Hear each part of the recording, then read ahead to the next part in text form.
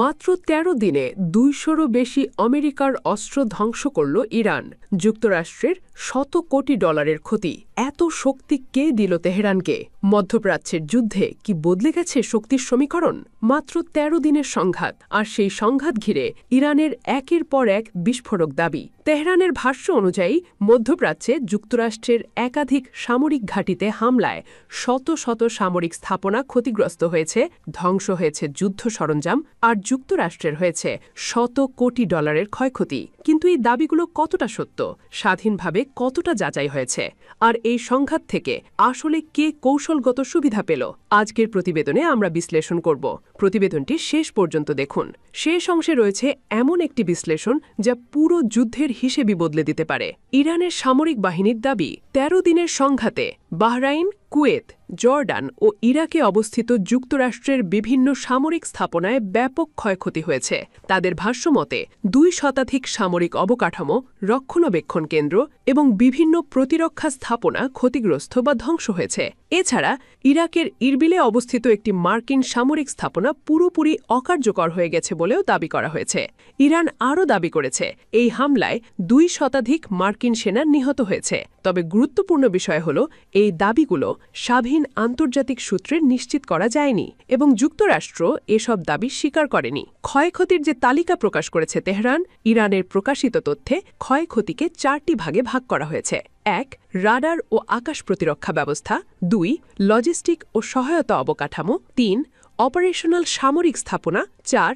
যুদ্ধবিমান, ড্রোন ও অন্যান্য সামরিক সরঞ্জাম। ইরানের দাবি অনুযায়ী বিভিন্ন কমান্ড সেন্টার, রাডার ব্যবস্থা, প্যাট্রিয়ট প্রতিরক্ষা ব্যবস্থা, ড্রোন হ্যাঙ্গার, ক্ষেপণাস্ত্র প্ল্যাটফর্ম, জ্বালানি সংরক্ষণাগার এবং সামরিক সরঞ্জাম ক্ষতিগ্রস্ত রয়েছে। তবে এসব তথ্য স্বাধীনভাবে যাচাই করা সম্ভব হয়নি।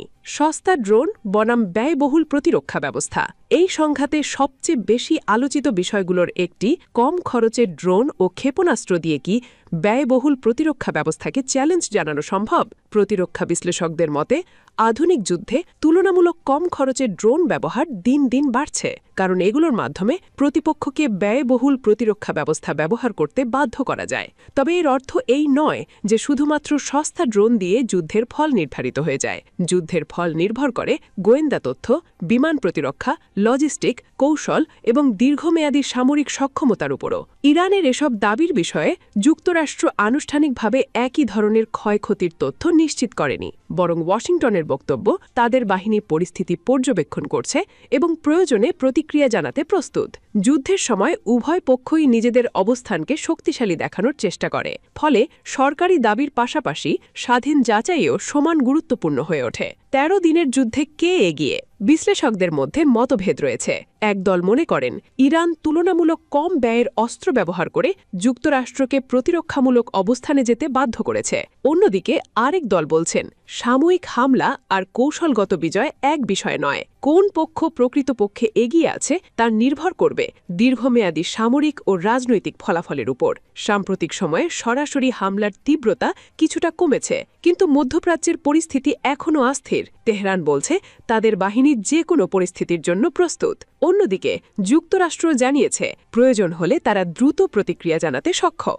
অর্থাৎ যুদ্ধের গতি কমলেও উত্তেজনা এখনও শেষ হয়ে যায়নি। ১৩ দিনের সংঘাতকে ঘিরে ইরানের বড় বড় দাবি, যুক্তরাষ্ট্রের ভিন্ন অবস্থান এবং আন্তর্জাতিক বিশ্লেষকদের নানা মূল্যায়ন, সব মিলিয়ে মধ্যপ্রাচ্যের পরিস্থিতি এখনও অত্যন্ত জটিল। এই যুদ্ধে কার ক্ষতি কতটা হয়েছে, কোন দাবি সত্য আর কোনটি প্রচারণার অংশ, এসব প্রশ্নের অনেকগুলোরই এখনও স্বাধীনভাবে নিশ্চিত উত্তর পাওয়া যায়নি। তবে একটি বিষয় স্পষ্ট, মধ্যপ্রাচ্যে মানবিক, কূটনৈতিক এবং প্রযুক্তিগত প্রতিযোগিতা নতুন এক পর্যায়ে পৌঁছেছে। আপনার কি মনে হয়, ইরানের দাবি কি বাস্তবতার প্রতিফলন নাকি যুদ্ধকালীন তথ্যযুদ্ধের অংশ? আপনার মতামত কমেন্টে লিখে জানান। ভিডিওটি ভালো লাগলে লাইক দিন, বন্ধুদের সঙ্গে শেয়ার করুন এবং আন্তর্জাতিক রাজনীতি ও মধ্যপ্রাচ্যের নিরপেক্ষ বিশ্লেষণ পেতে আমাদের চ্যানেলটি সাবস্ক্রাইব করতে ভুলবেন না।